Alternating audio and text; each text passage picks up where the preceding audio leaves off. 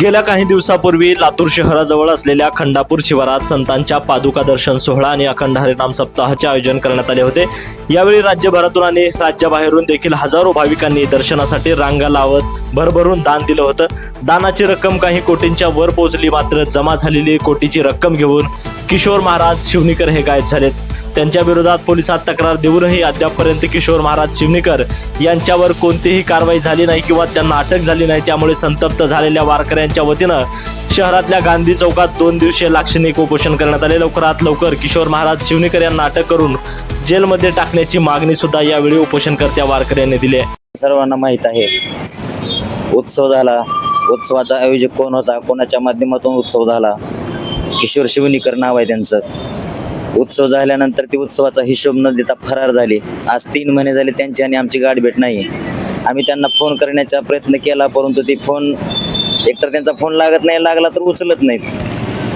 त्यांना फोन वगैरे करून विचारण्याचा बोलण्याचा प्रयत्न केला, परंतु ते आमच्या संपर्कात येत नाहीत। संपर्कात येत नसल्यामुळे आम्ही 1 महिन्याखाली मोठी पत्रकार परिषद घेतली। पत्रकार परिषदेमध्ये सुद्धा आमचा एकच मुद्दा होता की किशोर शिवनीकरांनी समोर यावं आणि समोर येऊन पूर्ण जिल्ह्याला उत्सवाचा हिशोब द्यावा, परंतु ते आले नाहीत। ते आले नसल्यामुळे आम्हाला नाईलाज असतो पोलीस स्टेशनमध्ये जाऊन त्यांच्या नावाने FIR फाडावी लागली, परंतु पोलीस स्टेशनमध्ये गेल्यानंतर तिथून सुद्धा आम्हाला काही रिस्पॉन्स भेटला नाही, FIR फाडली नाही। 1 महिन्यापासून आम्ही प्रयत्नात होतो, परंतु FIR न फाडल्यामुळं कालपासून आम्ही या गांधी चौकामध्ये उपोषण करतोय।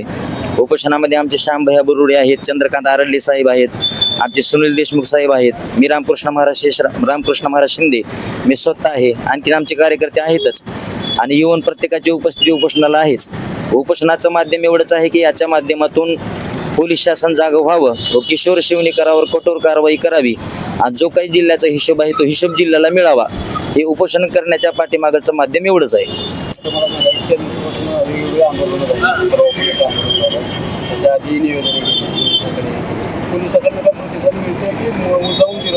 पोलीस स्टेशनमध्ये गेल्यानंतर ते आम्हाला पुरावे मागतात।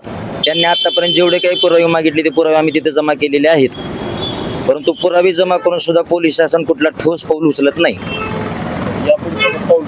आता यापुढचं आम्ही काय ठरवलेलं नाही। आमचं तर एवढंच म्हणणं आहे की इथून पुढे काय करण्याची वेळ आमच्यावर येऊ नये। जर वेळ आलीच तर आम्ही मागे सरकणार नाही। हे उपोषण झालं 2 दिवसाचं, पोलीस शासन जागृत व्हावं व किशोर शिवनीकरावर त्यांचे जे काही सहकारी आहेत, सागर डामगिरी असतील।